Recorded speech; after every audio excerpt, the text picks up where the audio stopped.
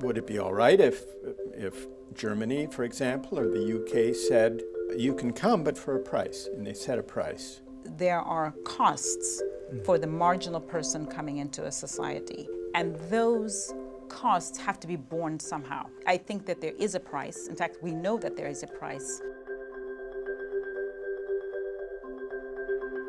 Each year, there are more refugees in the world needing asylum than there are countries willing to take them in. Some have proposed trying to deal with this problem by using a tradable permit system.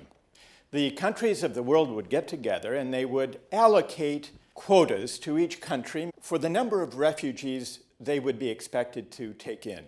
But in order to get the countries to agree to higher numbers of refugees, countries who had high refugee assignments and didn't want to take that many could pay other countries to take them in. So it would be a system of tradable refugee quotas. What do you think? These people who are in need of help are now being viewed as a source of revenue. The countries that are paying other countries to take in these refugees, by the fact that they're paying somebody else to take them off their hand, they're labeling the refugees as a burden. I completely disagree. If a government has more refugees, that doesn't automatically mean that it's not going to accord the same values. It's not going to treat its refugees with respect, with dignity. And I think that overall, you are going to, after all, save the lives of those people. You're going to find more places for refugees. Jamie, you're worried about degrading or demeaning the refugees. Yeah. But suppose you find more asylum places for refugees. I'm not convinced that it would find more homes for more people. With refugees, it's just viewed as purely humanitarian contract that we've agreed to within our country. They're no longer looked at as citizens of the world who we're embracing, and instead they're looked at as burdens to the developed world or as sources of revenue. They're being commodified. What you seem to be suggesting is, at least now, countries who accept them do so on humanitarian grounds, whereas under the market system, the humanitarian impulse might be crowded out by a mercenary one. What about that, Lindsay? We're considering the costs of allowing refugees into a country, and this program would provide incentives for taking in more. So ultimately, I don't see the degradation as having a greater effect here, and I think that ultimately the system will benefit everyone as more refugees will be accommodated in more places. The whole essence of globalization was that we were going to have free trade, free movement of capital, but the one thing that we have resisted is the free movement of people. So if you're swimming across the Mediterranean from North Africa with no bounty, you have almost no chance of making it. If you are Harvard educated and you decide to show up in Canada, you get a red carpet rolled out for you. So the case for admitting refugees in desperate need is morally greater.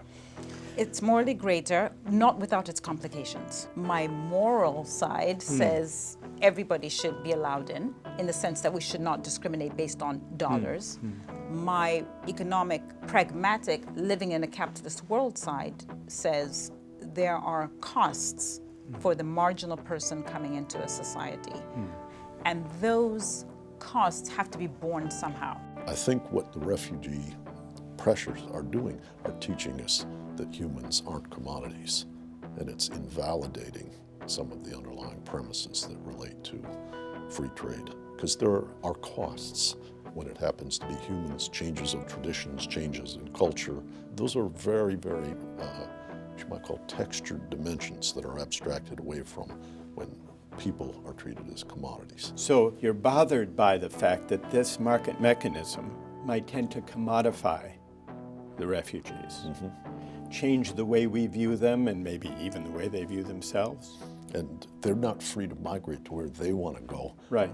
They're sold by this quota system to the place where the buyer would take the money to take them. It's not that distant from slavery, is it? And I think it makes perfectly good sense for these countries to want to limit the number of refugees they take in. And an alternative to just saying we're taking X number, period, would be to say we will compensate some other country to take this surplus over our limit. It's not putting a price on the head of human beings in need. Commodifying refugees, what would you say to that objection? I don't understand what you mean by commodifying refugees. I mean, you could say anytime you hire a person, you put a price on them, right? Where a refugee goes has huge consequences for the path of their own lives and also for the community that receives them. And that's a very complicated choice that is much more complicated than a price mechanism. Would the market scheme enable some countries, especially rich countries or inhospitable countries, to outsource a moral obligation? Is that part of what worries you? Absolutely. And that's why people who are made refugees through no fault of their own, other countries have a duty to provide hospitality to them. You know, in some cases where other countries have played a role in making those people refugees in the first place, may have an extra duty to take more in. I do think that simply being able to opt out by paying is not really good enough. At some point, we need a more robust, responsible global community. Most of us would probably agree to that. At some point, we've got to start and try working towards it. But why does the market mechanism prevent the development of a robust global community with a sense of shared responsibility? It allows you to buy off your own responsibility in the global community. How does allowing money to enter into the equation distort the charitable essence of it? You're incentivizing more people to participate. I don't see that as sort of being a bastardization of the charitable aspect of accepting refugees. All right, let's focus on that. What do you say? It changes the motivation behind accepting the refugees. You could end up with lots of countries taking in enormous amounts of refugees to get the revenue and then not taking care of them as people, as they should. Do you think it instrumentalizes refugees? I think it does. I think Does it it makes objectify them? It does. So what about that, Ryan? I disagree because the outcome is the same either way, whether you have money, whether you attach money to the transfer of refugees or you don't have them accepted at all because there's no incentive for the market to provide or accept refugees. But at least the ones who are accepted in our current system are accepted on humanitarian grounds so that there's an incentive to take care of them. There are non-market incentives that play into here. But they're often a source of revenue as well. Like the fact that you're not getting a tradable permit doesn't mean that you're not going to get humanitarian aid after that. In the current Syrian crisis situation, for example, my country could not take more refugees, so it literally shut down the border and started deporting refugees away from the country. At one point, we were taking 5,000 refugees per day. We couldn't take more. I think that if there was a tradable permit system and Bulgaria got some money to improve the conditions for the refugees in the country, there's just a certain limit which a country reaches, and I think that system is going to allocate resources also more proportionately to where refugees are going. It's a better system of allocating There's resources. another option though. A nearby country says, Bulgaria can't take any more. I think we are obligated as a member of the global community to take more as well. You're worried about countries feeling that they can outsource their obligations. Yes. Lindsay. The situation that we are proposing would switch from viewing refugees as a burden to viewing them as an asset. An asset because we Because can there's make an money incentive system in place here. because they come with money on their heads. You said that this market mechanisms make the refugees as an asset. So you see the money that is coming with them as more important than the persecution that they are facing in their back countries. And you'd be like, oh, you know what? Now you became something valuable. Before that, Well, whether it's you're an useless. obligation or an Here's asset. what seems to be the issue from those who are opposed to this system. It isn't just the overall number of refugees who are placed that matters. The reason for accepting them matters because it shapes our attitudes toward refugees, our ways of regarding them. The motive matters. That's the argument, right? But as a matter of principle, you do think that the motive for helping makes a moral difference? Emily, what do you think? I'm hearing that there's a lot of concern over the difference in the action based on the moral motive. So humanitarian versus, pecuniary. And I agree, I think there is a difference in the motive, but does that mean that in taking refugees out of humanitarian motives, you accept 500 refugees into your country, but in the instance of a tradable quota, you must accept 750? There's a tipping point. Does it mean that because the motive is better for those 500, the 250 don't get asylum in your country? So there are two issues here. First, does the market mechanism crowd out or corrupt or degrade the proper attitude toward refugees? Second, even if it does, might there be some consequences such that you would still worry about the degradation, about the demeaning, but you would say, well, if that many refugees can be accommodated, will accept it. What we've been debating just now is the extent to which introducing a market mechanism somehow changes for the worse the way we regard refugees. But I want to explore this question through the lens of a different kind of tradable quota, an environmental regulation to protect the Atlantic walrus. Walruses are slow, defenseless creatures, and they're easily hunted. And by the beginning of the 20th century, the walrus population in northern Canada was virtually decimated. It was an endangered species, and so Canada enacted a ban on walrus hunts. But they carved out an exception for the Inuit people, who for centuries had built their entire way of life around subsistence hunting of walruses. In the late 20th century, the Inuit community came to the Canadian government with a proposal. They said, look, we're not a community with great resources. Suppose you let us sell our right to shoot walruses to hunters, to big game hunters. We will not kill any more walruses than our current quota permits, but it will give us another source of income. The Canadian government agreed. A tradable quota.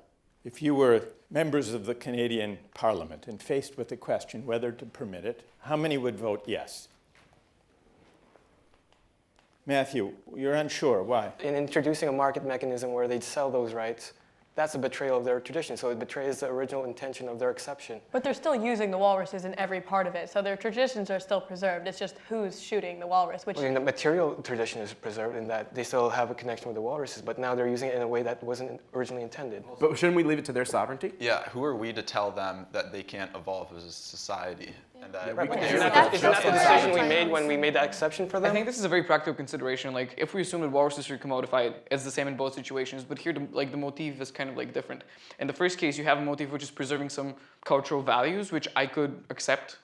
In the second case, it's a completely financial motif, to kill an animal. But there's something morally disagreeable about the second. What is it exactly? Are you worried that it's kind of turning the walrus hunt from a cultural practice to a kind of commercial theme park?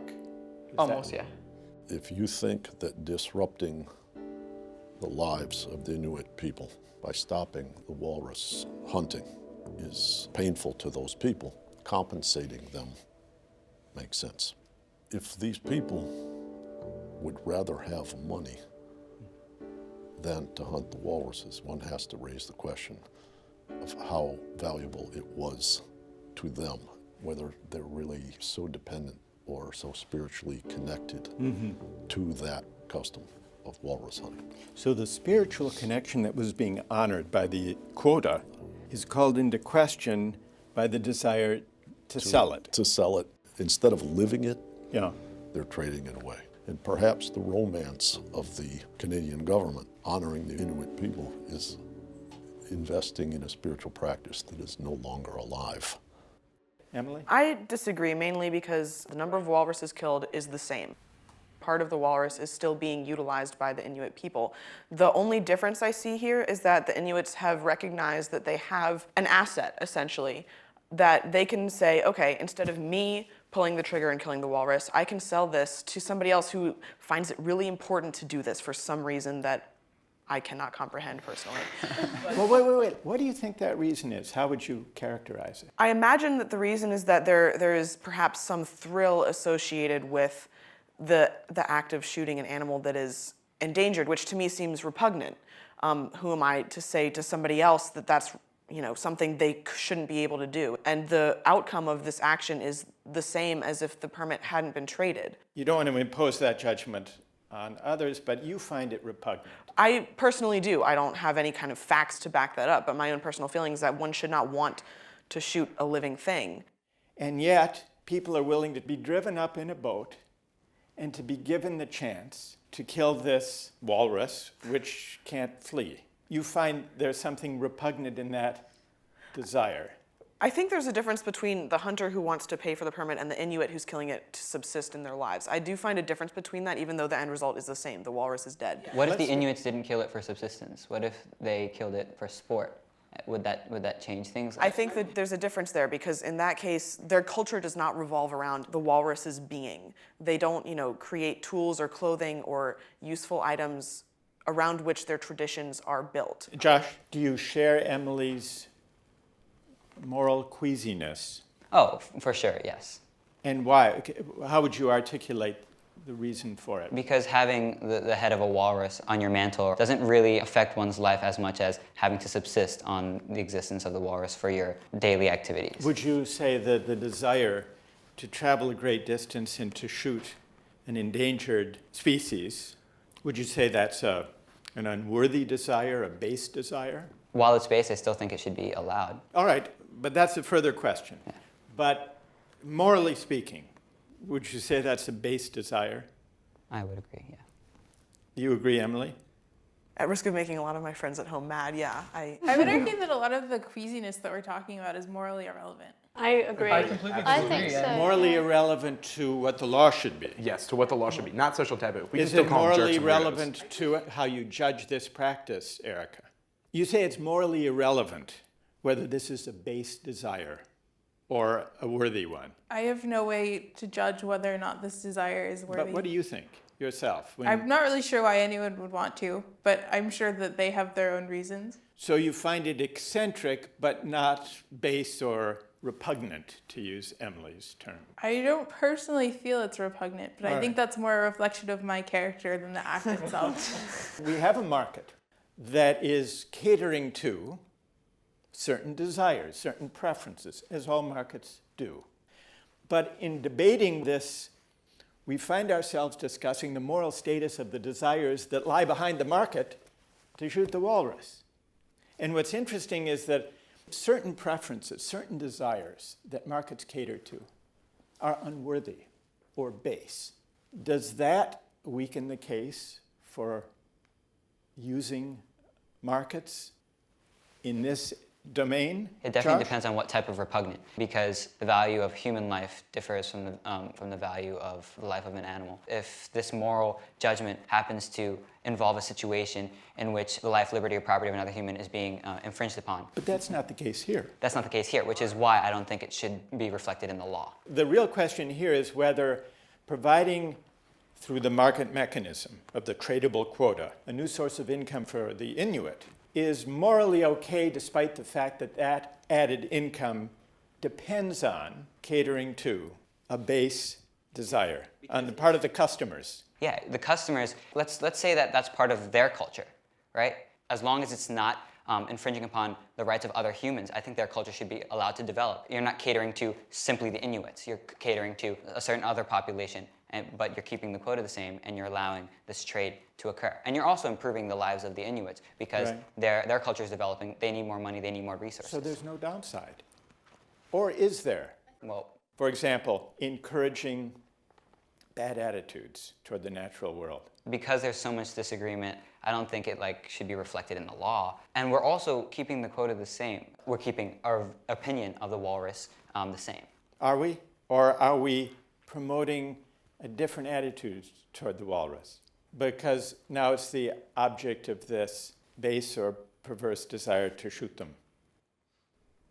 If I could jump in here, Yeah. I think that this really goes back to our discussion of liberal neutrality, and I think that the law should be neutral in terms of moral beliefs about these situations, and especially because the quota is remaining the same, environmental impact remains the same. I honestly don't see a reason why our individual moral calculations should take any sort of importance here. Let me put you a different case to test this, Okay. Lindsay. There's a debate over whether to privatize prisons, to introduce greater efficiencies. Now let's imagine a prison in a state that has capital punishment. Let's consider the job of the executioner. Suppose we put the job out for bid. Chances are the wage people would demand to perform that job would be pretty low. In fact, some people might be willing to do it for free. You could save the money you would otherwise have to pay. It's an efficiency argument. I mean, this program would have to be highly regulated with background checks on the people that would be qualified, but I ultimately don't have a problem with that. Now suppose the wage fell below zero. And some people said, I'll pay you for the privilege, and I'm qualified. And you checked to determine that they were qualified. This is a tricky issue because it involves killing another human being, which is where I'm considerably more torn. So I think that this would be the point where I couldn't support it anymore. So I'd have to flip. But as in the Walrus case, no human beings are being killed who wouldn't otherwise be killed. My personal opinion is that I value human life over... But we're taking a case where this person will be executed one way or another, just as these walruses will be killed one way or the other. I would have a problem if the market goes below zero. And is that because you think the desire of that person willing to pay for the privilege of executing someone is perverse? Well, to be honest, I think it's more about my own personal aversion to capital punishment. But that's the same whether or not the person is paying. So that can't be the only thing that's doing the work here. It's two sides of the same coin. Someone is paying to kill a person that otherwise would be killed on behalf of the government. In one case, it's the government paying to the person who's going to execute, in the other case, it's the person who's executing. No, but there are different means of deciding executioners in public prisons. There's a reason that executioners used to wear hoods, because you should not attach your identity to this attitude. This is why this rotates between jobs in the prison, because it's not something which is meant to be publicly endorsed. This is why they wore hoods. There's a reason for this. It doesn't mean that the person is going to be necessarily proud of it. He can still be wearing but that mask. But someone's paying for it. For it, you're absolutely proud That's not of even it. proud, that's enjoyment. Yeah. But I don't see how, if like two people derive the exact same amount of pleasure, but one is paid and the other one pays, it makes the whole situation completely different. But what we're trying to get at, though, is whether catering to base preferences is something that markets should be constrained in some cases from doing. That's the question. I think, putting aside my aversion to capital punishment, the difference between the Walrus case and the human case is that I have a moral sort of aversion to the Walrus case. However, when it comes to the executioner space, it would be my opinion that there would be an issue with the person that would want to kill other people. That I don't think it would be a mental problem in somebody that wanted to kill a walrus. Why? Because of human life is, to me, more important than the value I of think an animal. Lindsay is identifying and having trouble with this because she feels sort of a familial bond, even with the person who is on death row. It's a fellow human, of course. And it's hard to identify with the plight of a walrus, and it's just simpler to identify with the plight of a human who is on death row. Yeah. So this is a line where I would not let the wage rate go to zero and go below zero and actually endorse. But it's most efficient. It's most efficient. Sure, it is most efficient. So apparently there is something else that counts in markets than efficiency. Do you agree on that? This is a mental problem. Mental problem? It's a moral problem. Of course. It's a moral issue. Of course, so then we're just So you are categorizing agreeing ultimately that in some cases moral issues should play into whether or not we allow a certain market to exist. Moral issues can trump efficiency concerns. That there's, with this discrete case of this one person, yes, there's probably a moral issue at stake and a mental issue at stake with this person. That's because we're not comfortable with having someone with a mental disability be Are you calling it a mental disability because you don't want to be morally judgmental? Yes, I think so. Lindsay earlier appealed to liberal neutrality, right? Which is the idea that you shouldn't legislate some view of morality in a pluralist society, right? But your hesitation towards the negative wage rate for the executioner for humans, that sort of reflects the respect for the right to dignity, the right to life. But you don't at the same time apply those rights to the animals. So I guess this whole debate hinges on your view on animal rights. Do they deserve dignity? Do they deserve a right to life? I disagree with you. Earlier we were talking about whether only efficiency and outcome matters, and what we are proposing is that there is more to it than efficiency and more to it than efficient outcome. Right. There is the desire. Some desires should be taken into consideration. Some motivations should be taken into consideration when we discuss markets. It's not that black and white. Here's what I'm saying. You're taking exception to the executioner deriving pleasure from it because that affects the dignity of the person being executed. Right. You're not applying the same rights to animals as you are to the humans. I totally agree. I think we do show a level of respect to people even on death row. The last meal, we're giving them an opportunity to feel some pleasure before they die, and selling somebody's death is totally disrespecting their dignity and disrespecting them as a human. So the largest objection for me is that I'm not okay with degrading a human by commodifying their death. But you don't understand the motive of the guy who wants to shoot the walrus either. I don't, but we commodify animals' deaths always. I mean, that's what our food industry is. In that particular case, you kill the chicken to eat the chicken. Yeah, but the overall purpose of it is to kill this. This walrus wouldn't be killed if it wasn't to be used as a resource for the Inuit people. I can't see eye to eye with them, but I don't feel that I can impose on them my moral views. I think that there's legitimacy to making moral judgments, and somebody can reasonably disagree with you, and that's okay. Everybody here sometimes expresses discrepancy or thinks that maybe they flipped their position, and making moral judgments isn't bad inherently. If that's true, you're encouraging us to affirm and articulate our moral judgments, not to shrink from them or to apologize for them. Correct. Why then have we heard throughout this discussion, well, I think it's repugnant, but that's just my personal view and I don't want to impose that on anyone. Or I think it's a base desire, but I certainly don't want that to be reflected in the law or to affect the policy. You don't agree with that refusal to embody moral judgments in policy or law? I think that we become uncomfortable with it because there are some cases where there are views that we hold really strongly that we wouldn't want to be taken away in law. So when we feel something is repugnant, we don't want to apply it into law because we think somebody else might take away something that we highly value. Right. And you think that's a mistaken reflex? I think it can be. It's largely like a conversation that we're not having with each other. Do you think that we should be less abashed about articulating these moral judgments, to express them and to debate them? I think so, but I also think that part of that comes from fear that other people are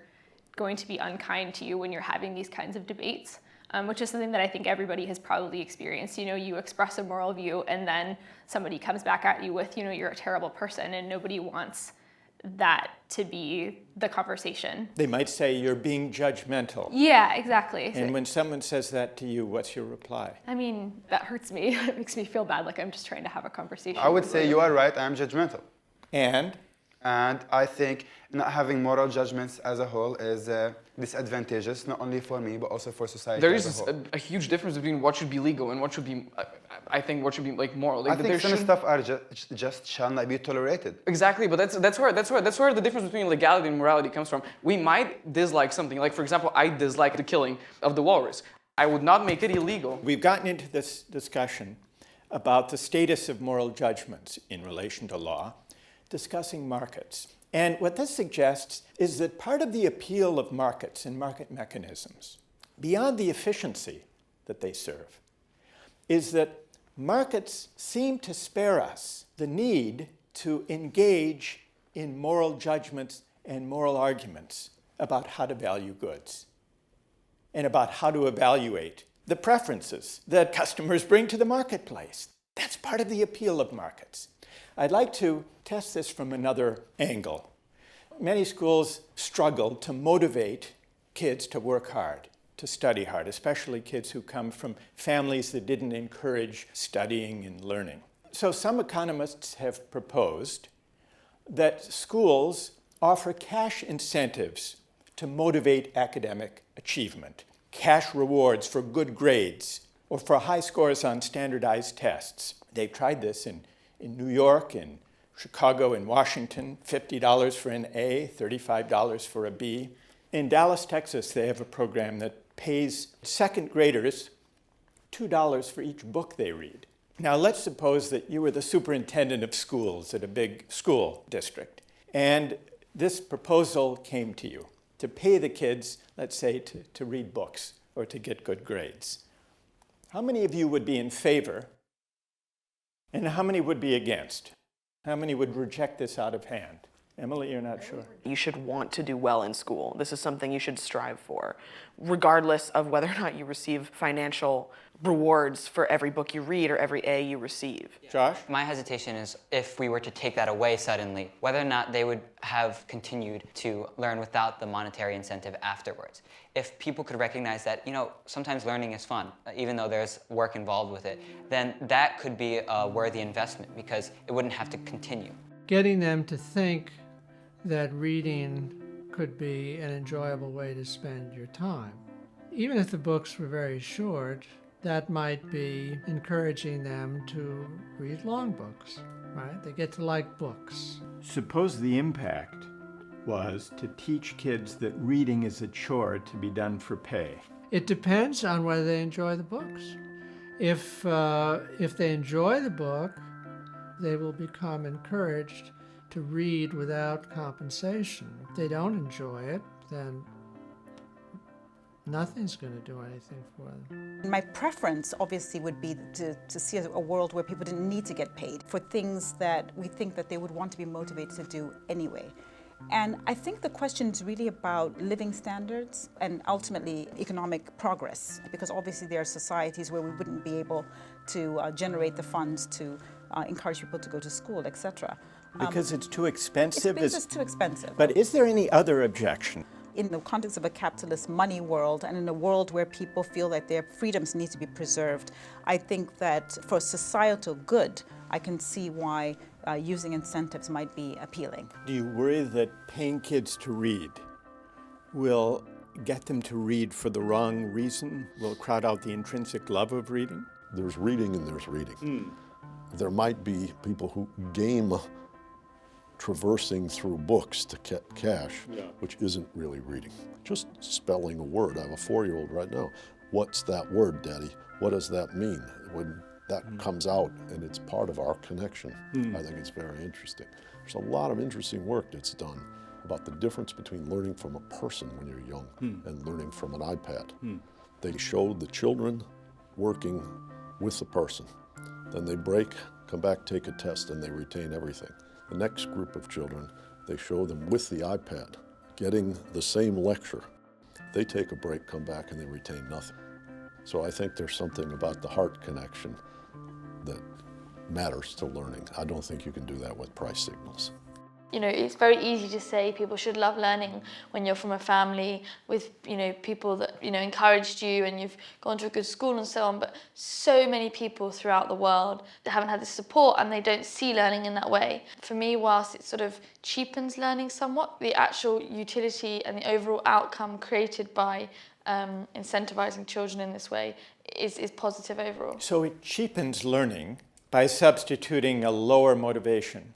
Potentially, yeah. So it might be worth it if it really does increase academic performance by kids from poor backgrounds. I actually think as soon as we compensate someone for reading a book, it's directly telling them that this is a labor that you must go through to be compensated. And even though I do think it would be successful, as soon as it stopped, I think the lack of intrinsic motivation would, in the long term, harm all the students. So you think money corrupts learning by teaching the wrong lessons about the reason to study or to read? Yes. And it substitutes a lower motivation for the higher one? Not just lower, but unsustainable. Matthew? So your argument is that money is a signal that this is a cost that you have to incur to receive this benefit of $2. But at the same time, isn't it a signal that society says, this is such a good thing, we want to give you this money? It's a signal both ways. It's a positive signal or a negative signal, depending on how you interpret it. I agree with you that may corrupt their curiosity and push them to cheat in exams just to get the A. I agree on that. But that doesn't mean that we have to add another reward system that will over-corrupt their education and their learning the money system is already in place, though. Like, if you think about where most of the people end up after college, it's usually, like, in the financial sector. And I'm pretty sure that half of the people that go there, they're not necessarily thinking, oh, I have to learn because I'm really interested in this. But I'm learning just because I want to have a huge salary and work for firms A, B, and C. I agree. This already happens. And what I'm saying is innovation comes from curiosity and from the love of learning. And society already corrupted education. But I thought you were going to say some kids study hard because they want to get high-paying jobs on Wall Street. But I thought you were going to say, and that's equally corrupt. I believe so. What do you say to that? I would say that I personally wouldn't do it for the same reasons, but I have nothing against. I understand that the utility you derive from this is like smaller than the one you derive from intellectual curiosity, but again, I would not use it as a basis of any law. And in addition to that, I would use monetary incentive in school. I think the social welfare could be improved at the end. Why should we learn? To create labor or to what? Why do I think that learning should happen? Yeah. Like for a billion reasons. To create people who work on Wall Street or for No, I don't think that this should be like the first and primary purpose of like education, obviously. Do you agree innovation could be, to create more stuff and make things No, I don't even think that it should be like necessarily innovation. I think it should be just to create like responsible citizens who can make like rational decisions. Do you think paying people to learn will make them responsible citizens? The fact that you add a monetary incentive to this doesn't automatically imply that you're not creating that same person. Do you think paying people to learn that will make them responsible citizens? I'm not sure what the effect will be. I don't think you know either. Then how do you support monetary incentives if you're not sure about the effect?